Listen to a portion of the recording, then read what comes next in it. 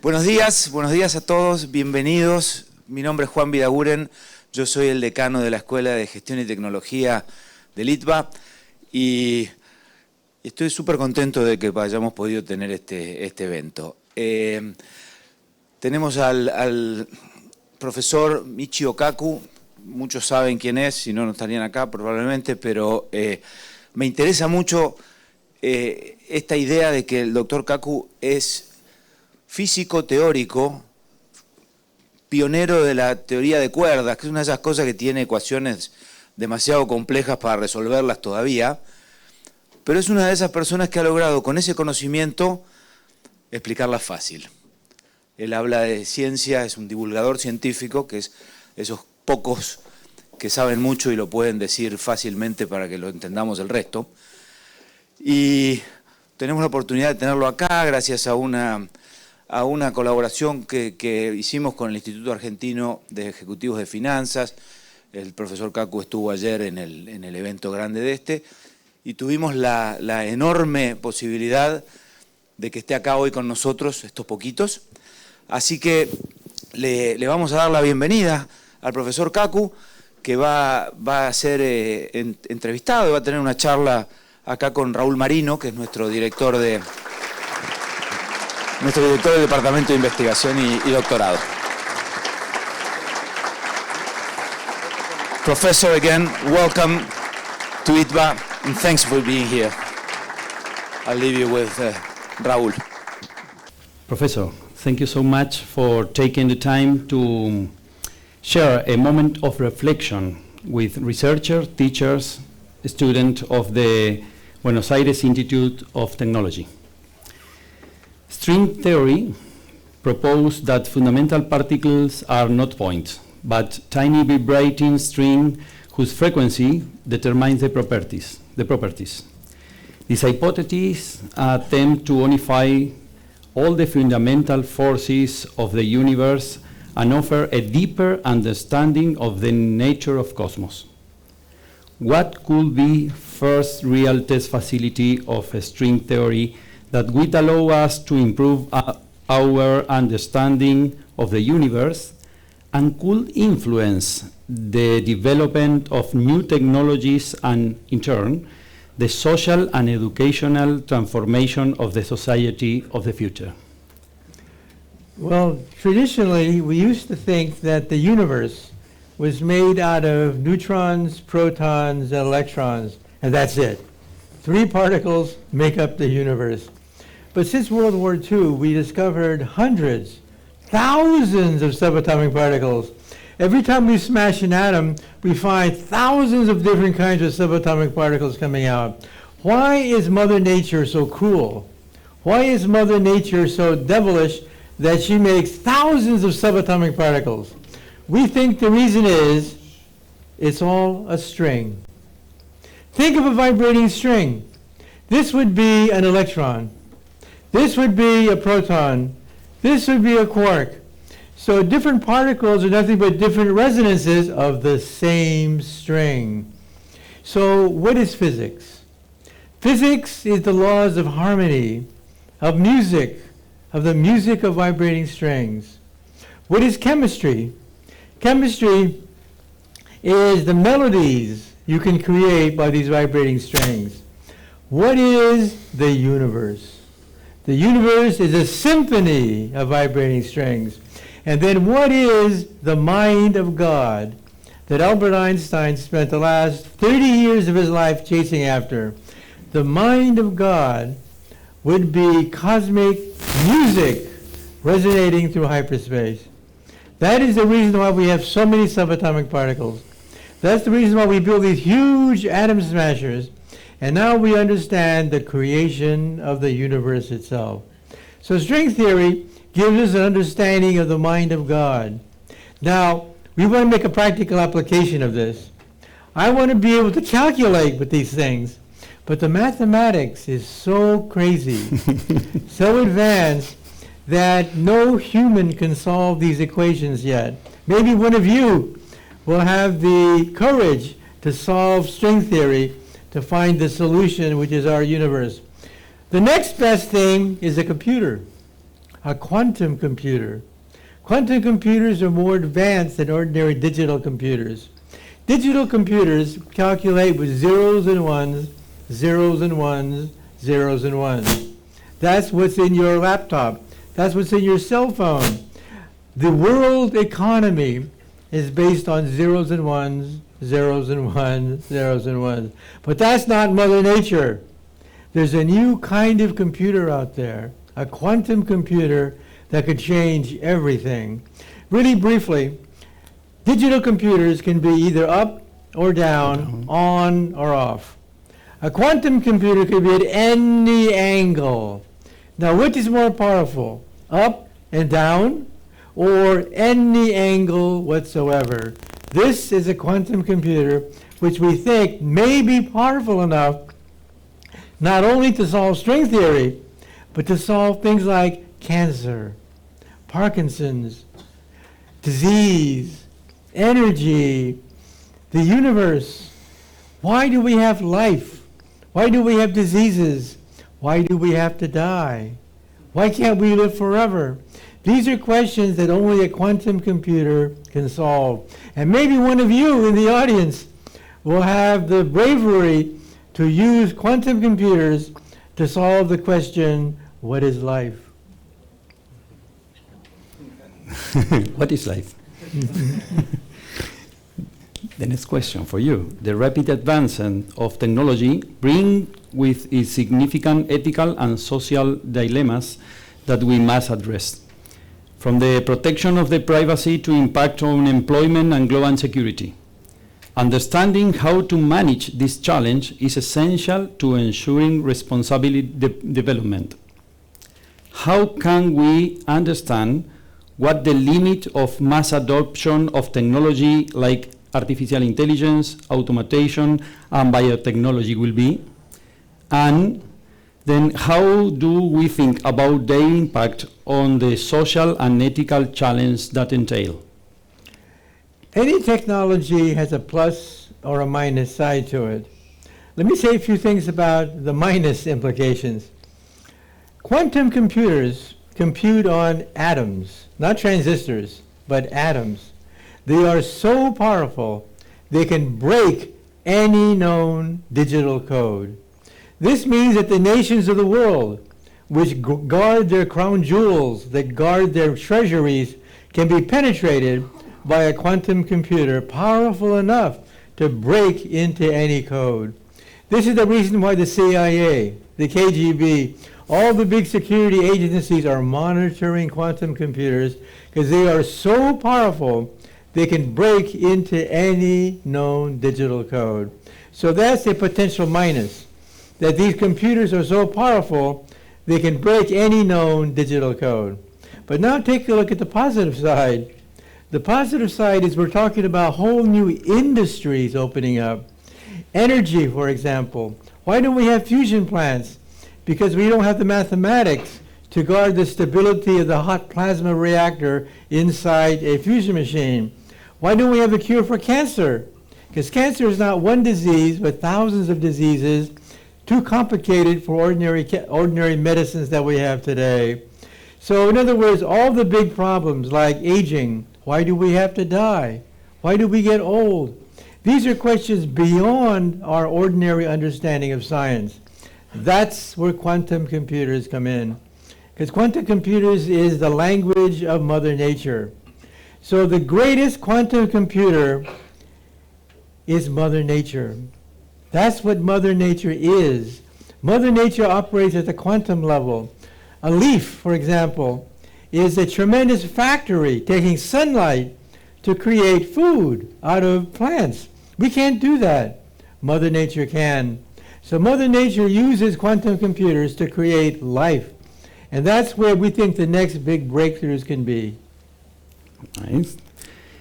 In your life, you have argued that in a world where science and technology are advancing rapidly, education must adapt to prepare new generation in skills such as critical thinking, creativity, and digital literacy, moving away from a traditional methodology and focusing on learning how to learn. Where do you think that, that education, as we know, it will shift, and what key skill will the students, teachers, and researchers need to develop to navigate this new area? I do a lot of traveling around the world. I speak in Asia, I speak in the Middle East, I speak in Latin America. I travel around the world. And wherever I go, I ask myself, why? Why are some nations poor? Why are some nations rich? The people are the same, but why is it that some nations can soar into prosperity? Take a look at China and India. Historically, in the textbooks, we used to call them the sick men of Asia. The sick men of Asia was China and India, because for every child that was born, a child was born into poverty, into disease. But now, look at the situation. The situation has turned upside down. They are now generators of jobs, not absorbers of jobs. And what was the difference? Well, a unified people, but also science. Science and technology made all the difference. And so nations which adopt that strategy of using their resources to create wealth will be rich in the future. I speak sometimes in Singapore. After World War II, Singapore was a haven for pirates, for buccaneers, for fortune hunters. It was a poor country. But look at Singapore now. It's a banking center. It's the banking hub of that whole region of the planet Earth. And so even poor nations can rise to the top. And so when I think of Argentina, I think of a rocket, a huge rocket. It has everything there. It has ingredients, it has fuel, it has technology, it has a rocket engine, but it needs a match. It needs a match to set off the rocket so it can blast off into outer space. And that match is the education of young people, the application of technology by governments to stimulate young people to be at the cutting edge of industry and the cutting edge of science and technology. And so when I see Argentina, I see a young nation, a nation that is eager to understand the next wave of technology. We've had several waves of technology. The first wave of technology was steam power. With steam power, we had the railroads, we had steamships, we had transportation, the Industrial Revolution. The second revolution was the electric revolution. All of a sudden, we could electrify cities with power, energy from electricity. The third revolution was the computer revolution, using computers to speed up the laborious process of the past. 3 revolutions, and now we're entering the 4th, and eventually the 5th revolution. The 4th revolution is the revolution of artificial intelligence. And wherever I go, I see young nations saying, yes, we have to train our young people in the language of artificial intelligence. And beyond that is science at the atomic level. Quantum computers. We're talking about digital analysis of the human brain. We're talking about molecular science. So these are the challenges of the future. In other words, the future is waiting for Argentina. Argentina is a rocket. It's waiting for the match to light the rocket.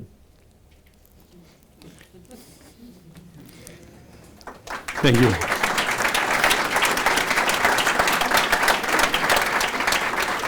In that way, in several conferences, you have argued that education should be more flexible, interdisciplinary, and oriented toward fostering innovation and adaptation, while also fostering ethical values that enable people to navigate a constantly changing technological environment.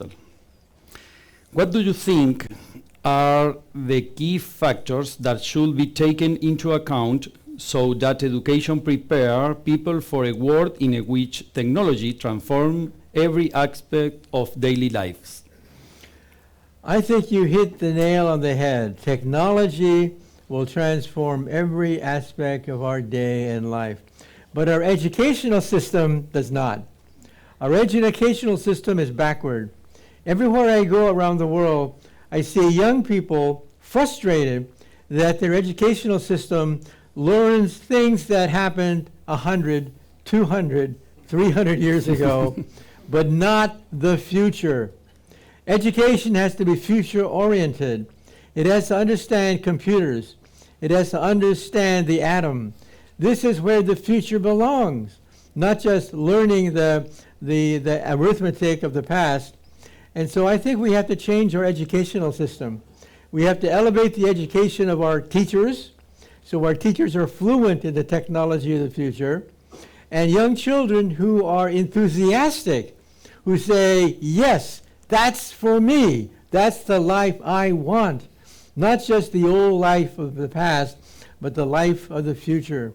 And so I think we have to change our educational system so that young people are exposed to mathematics, to science, to the wonders of technology, to excite them, so they realize that mathematics is not a dreary phenomenon, memorizing things that are useless. Many times students come up to me and say, why do I have to learn this? I'm never going to use it. And they're right. A lot of the stuff we teach our kids, they're never going to use anyway.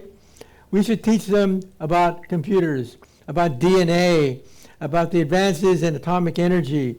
We should teach them about the future, not simply counting the past. Nice. We have observed that you emphasize that to prevent future social inequality, education will be a key as a tool for inclusion, democratizing access to technology and promoting digital literacy in all communities.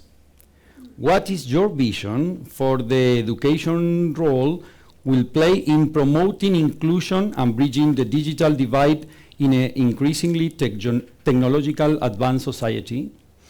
Well, I think to understand the future, you have to understand the past. When you look at the past, you see wars and trials and terror and all sorts of things, and you think there's no direction. There's no rhyme or reason to history. I look at history decade by decade. When you go back in time, decade by decade, you see enormous progress. You see nations yearning to break free, people yearning to become free from tyranny and oppression. So when you go back decade by decade, you see the enormous progress that we've made, for example, from the last 100 years. If you don't believe me, talk to your grandparents. Talk to your grandparents about what it was like to be a child living in a world where wars and terror were commonplace, and look at the world today. And now look at the future. Because the history of nations has a direction, and the direction is toward more social equality. And the internet has accelerated that. You talk to children today, and children talk to their next door neighbor in Africa. They Google with their friend on Antarctica. Their friends are worldwide. There's a new culture being born, a planetary culture, a culture where young people feel very comfortable talking to other young people in different cultures, different lands, different whatever. And their attitude toward history is different. Their attitude toward history is that history has a direction to history, not just a random selection of wars and trials and terror, a direction toward social equality. And I think that young people understand this, that on the internet they can see the future, a future where people interact with each other, a future where people share knowledge with each other, that no nation hoards knowledge, knowledge is for free. And so I think that's where young people are coming in now. They demand equality, they demand education, and I think that's a good thing. Yes. Many of humanity's greatest advantage have been driven by a scientist. We have a strategic role in promoting technological innovation that can strengthen local and national economies, generating solutions to specific problems, and promoting the knowledge and technology-based economy. How do you think scientists from, for example, our laboratories can contribute to development of regional economies and national industries, and what connection should we encourage? Well, it all goes back to the fundamental question, where does wealth come from? Why do we have riches of the world? Why are some nations poor? Why are some nations rich? And if you talk to different people, they have different answers to this. If you talk to an economist, why are some nations rich? Why are some nations poor? The economists will say, well, that's easy. Print money. Rich countries simply have a printing press and they just print money. Yes, you can print money, but then money becomes more and more worthless. Every time you turn the crank, money becomes more and more worthless. So why is it that some nations rise up rapidly and then collapse? Rise up and then collapse. Because they print money, thinking that money is free, and then it collapses into a depression. And then the next group comes in and says, we can print more money, and then they crash as well. And unfortunately, that's been the history of many nations that we have to worry about. You simply cannot print prosperity. So where does wealth come from? I say wealth comes from science. But science has to have a messenger. It has to have people that can then use science to create things, to create wealth. So the answer to the question, where does wealth come from? A, it comes from science. But B, it requires scientists who understand this to market things to the marketplace so that they can then create wealth. Take a look at the computer industry. In the computer industry, the people who lead the computer industry are ex-scientists. They're not, when they were in high school, they did not say to themselves, I want to become an economist. I want to become rich. No, they said, I'm going to learn science. From science will come wealth and prosperity. And so the people who say, I can simply print money, the people who simply say, I can print money and look at money as a source of wealth, that's a temporary fix. That's not long-term. Wealth comes from science. Science, in turn, has to be encouraged by politicians, but spearheaded by young scientists. They are the ones who make history, and that's the message I bring to nations, that yes, you can print as much money as you want until you go bankrupt and you start all over again. The key is to have science and young people willing to harness science to create industry. Nice, thank you. Finally, for my part, Mariela, vamos preparando para unas preguntitas. Finally, for my part, I understand that you have suggested that while we cannot predict with absolute certainty everything that will happen, by studying scientific trends and advantages, we can make well-founded projections, preparing ourselves for the many possibilities that the future may hold. The question that brings us all together today with your visit, it is possible to predict the future? It is impossible to predict the future exactly, but it is possible to see the design, the direction of science, and that is toward understanding the basis of molecules and eventually subatomic particles and eventually the origin of space and time. Every time we conquer a form of energy, we create wealth. As I said before, take a look at the railroads. Who were the ones who created the Industrial Revolution? They were physicists who understood the laws of thermodynamics, that is, heat. Boiling water creates energy which can then be used to drive locomotives, steamships. That was the greatest observation of ancient times. That created the Industrial Revolution. And so you have to understand, why does science create wealth? Because it energizes motion. The next was electricity. Electricity gives us generators. It gives us lights. It gives us the way of operating machinery with electricity. Again, energy from science. And the third great revolution was the computer. The computer allows us to count, but to move objects, to create wealth from money. And so that, again, was a question of how science creates wealth. And now, as I mentioned before, we're talking about the next great revolution, artificial intelligence, and the next revolution after that, computer technology. And so we're talking about harnessing the laws of nature to create wealth. Now, when we teach science in high school, we simply teach that science is interesting and is cute, but irrelevant to society. We don't teach young people that science generates wealth. Where does wealth come from? From the sky? From somebody who simply invents things out of nowhere? No, it comes from science. And that's why I tell young people, learn science. Look at the billionaires of today, Bill Gates and people like Steve Jobs. These are billionaires, captains of industry. How did they start?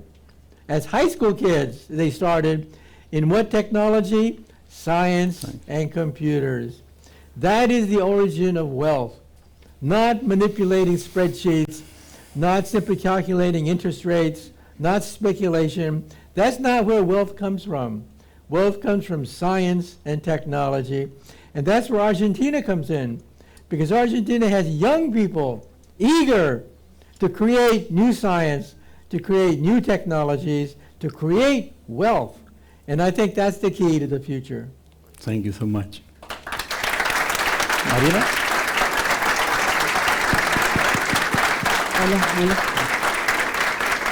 Thank you very much, Professor Kaku. No sé si habrá alguien en la audiencia que quiera hacerle alguna pregunta, si se anima, algo que no hayamos... ¿Sí? Por favor.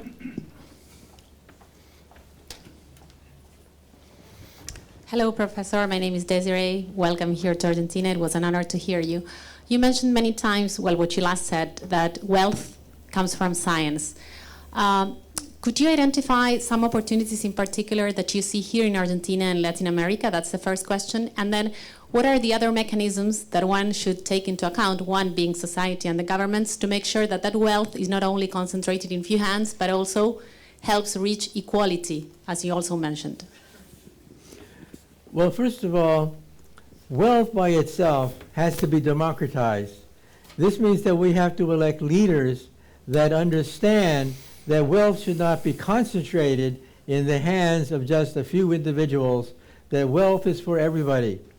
But that's not the way it is in many countries. That's why the internet and science educates people, organizes them. Why is it that we can have mass demonstrations almost instantly? Because of the internet. People are getting wise. It used to be that the dictator would say something and everyone had to obey the dictator. Now people have the internet. They talk to other people in other countries and they say, why? Why do I have to follow the dictator? Why do I have to follow this nonsense? Why can't we take control of ourselves? And so the internet, in some sense, is one of the greatest democratizing weapons in history. People can organize. They can meet other people who are also willing to organize, and they can do it almost instantly at the speed of light. And so I think there's hope. So in other words, what I'm trying to say is something very simple. The internet is a force of democracy. It means that power is no longer concentrated in the hands of a few elite. This means that people can organize. People can demonstrate against a dictator, against an oligarchy, and they can learn to spread the wealth. And I think that's a good thing. That's the march of history. History has a direction. When we learn history in the high schools, we learn that history is accident after accident after accident. Kings and queens that execute nonsense, that's history. Nope. History has a direction. And then that direction is accelerated by the internet and by computer technology, because that empowers people, educates them, so they can organize to make sure that wealth is not concentrated in the hands of a few individuals. Thank you. ¿Alguna pregunta más? Bueno, vamos por orden. A ver, arrancamos por acá. So, I understand you worship Mother Nature a lot, and so do I, but there were some things that caught my attention. For example, you were asking previously that maybe with quantum computing we can understand why humans age, or you are also discussing about that society is looking towards global peace And what caught my attention was that, don't you think there's like a line or a limit where scientists are starting to go against Mother Nature? For example, on the global peace situation, you know that nature says that entropy always arises, so towards chaos. Don't you think that global peace means order, so inevitably there will be eventually a disorder? Same thing with aging. Don't you think that Mother Nature has it that way for a reason, just as you said that subatomic particles are thousands for a reason? Well, you're right. Aging is a consequence of disorder, chaos, and entropy. Entropy increases in time. That's why we get old.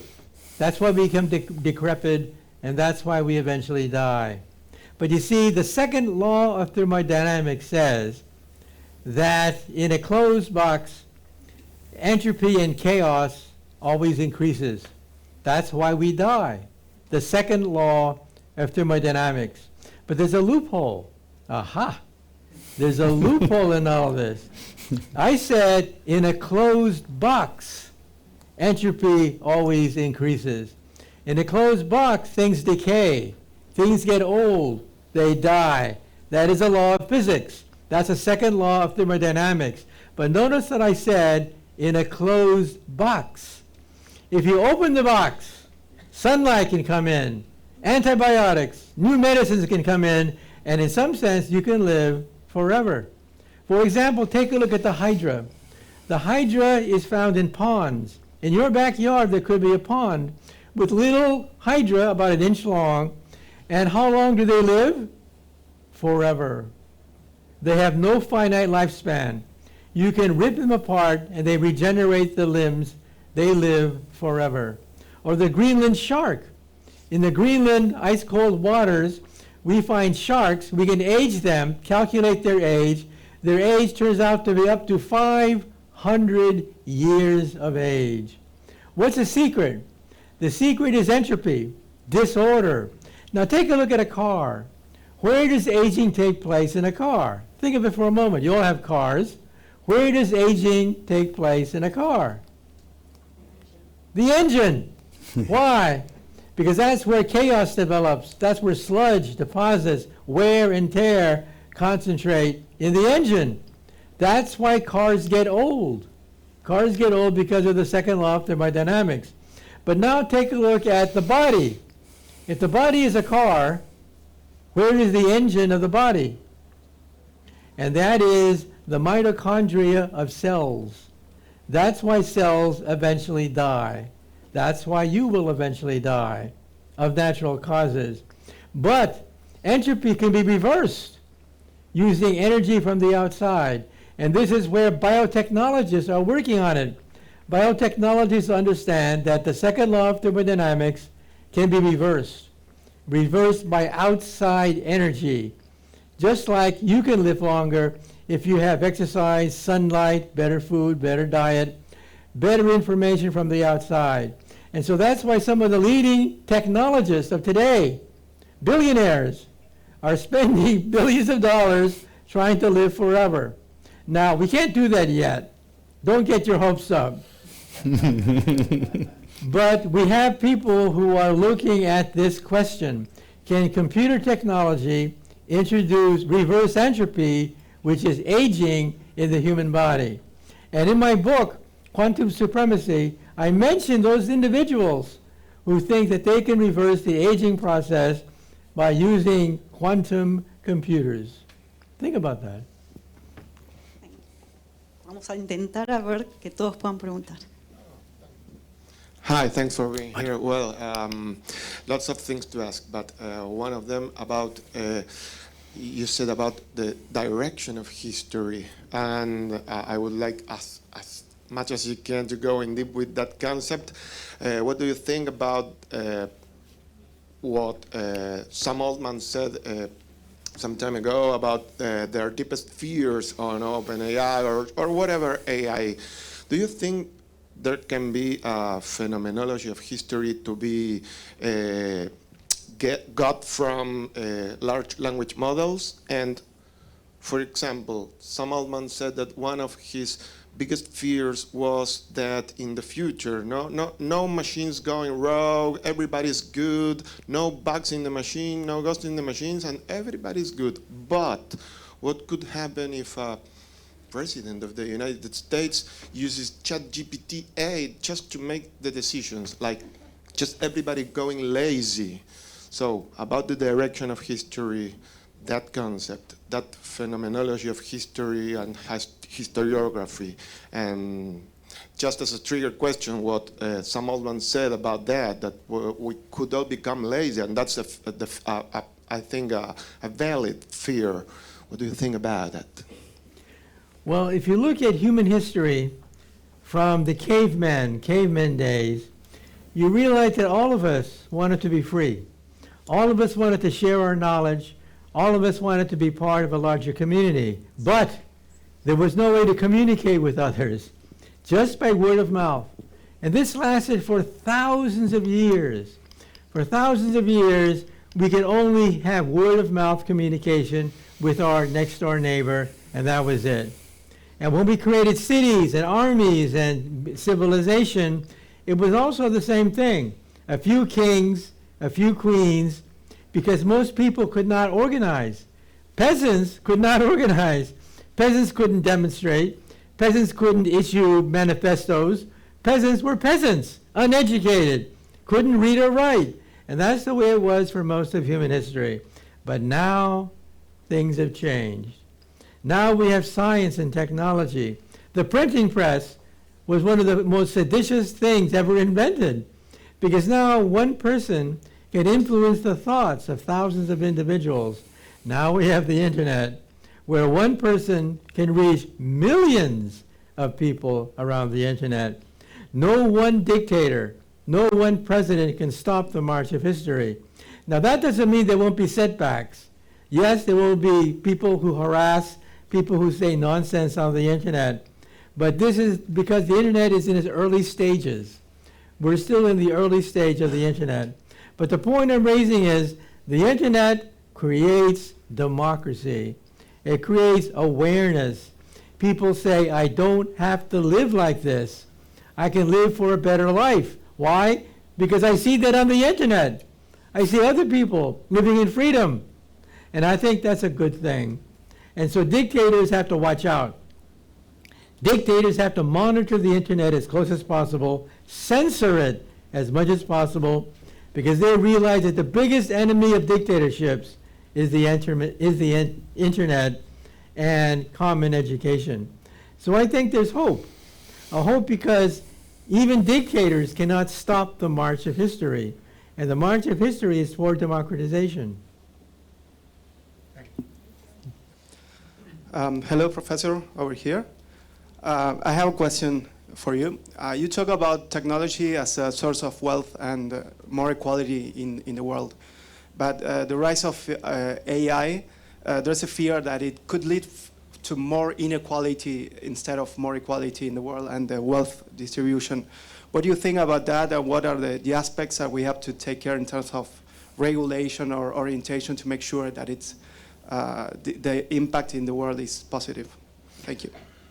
When you look at the history of technology, technology is usually discovered or invented by one or two people, but then marketed by bankers, marketed by entrepreneurs, and it costs money. So initially the technology is for rich people, but eventually mass production kicks in, and then it becomes for everyone. And so that we have to realize that the internet is young. On a historical scale, the internet is still young. And yes, some billionaires can try to dominate the internet, but that's just temporary. The internet is unstoppable. Yes, there are flies. Yes, there are worms. Yes, there are people who want to sabotage it and use it for their own purposes, but they're the minority. There's a march of history toward democratization, and that's why I'm hopeful. Now, any technology can be used for good or bad. When humans invented the bow and arrow years ago, we could shoot rabbits and deers with a bow and arrow, but we could also shoot ourselves with a bow and arrow, And so every technology has a good side and a bad side, including the internet. That's why we have to make sure that the internet is democratized so that rumors and demagogues cannot spread their nonsense on the internet. But that takes time. The internet is still young, and it has to grow yet. But I think it's growing in the right direction. The direction of democratization, the direction of education, dispersing knowledge. And I think that's a good thing. Thank you. Hay tiempo para una última pregunta. Por allá se había levantado la última mano. Y ya cerramos. Hello, Professor Kaku. Thank you so much for being here. As you were saying, so far every technology has been possible only because our understanding of how some aspect of the universe works. But now with AI, and when it starts improving itself, don't you think that it might start making understandings about some fundamental aspects of how the universe works that we haven't realized yet, and that might lead to the creation of technologies that not only don't exist yet, but that we won't understand how they exist, and they will seem magic to us, even though it will be science, but it will be based on science that is so far away from us. Like if we are trying to explain a computer now to someone in the 1600s, and don't you think that will just make the world be really strange for everybody? Like we won't understand what's going on. You have a point. Take a look at power, for example. The distribution of electricity is very complicated. It takes a computer to track where electricity goes. But sometimes these systems are very old, and the storm breaks out, and a power station it goes out, or an animal bites the cable and short circuits the cable, and there's a blackout. It takes time to fix it because it's complicated. And so some people say, what happens when power becomes so complicated that every time there's a storm, it can wipe out all communications because nobody knows. Nobody knows how it's all put together. Now that's possible. That's electricity. In the future, it could be knowledge. What happens if the internet is so big, so powerful, that no human understands all of it? Well, yes, that's a possibility, but that's why we have to become aware of this possibility. The fact that technology may become so complicated, so sophisticated, that no one human can understand it. But we have similar situations today. Take a look at the economy. No one human understands the entire economy. It used to be very simple. You trade beads, you trade shells. That's the economy of our ancestors. Now the economy is so huge that no one person can understand all of it. So yes, that's a potential danger. The potential danger is that technology becomes so complex that no one human can understand all of it.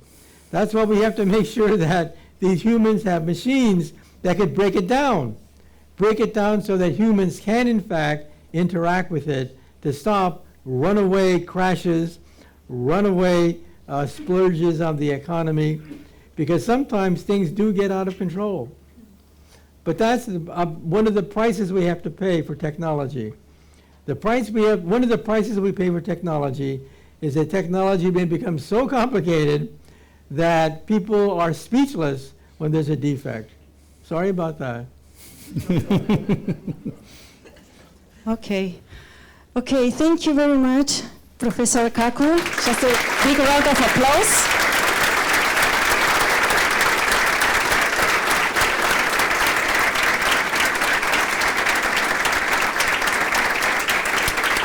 Thank you. It has been a great honor to have you here. We are running out of time, unfortunately, but if you want to make just a quick, short, final message to this audience, we will be delighted to hear you.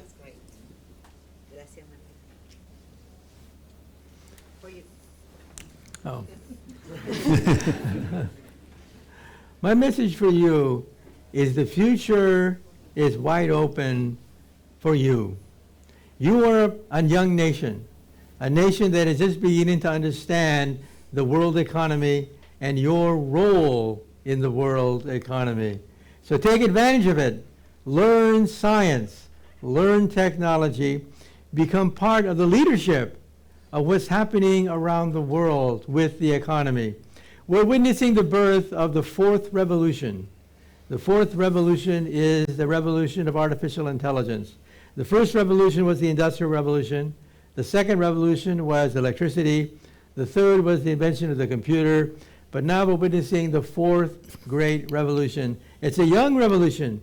Take advantage of it. Learn it. Get a job in it. Because jobs are going to be wide open for young entrepreneurs. So see this as an opportunity. So I see Argentina like a rocket, a huge rocket. Everything's in place. The booster rocket is there. The engine is there. Young people can energize the rocket. What it needs is a match. And that is you. You are the match that could set off the rocket. Thank you so much.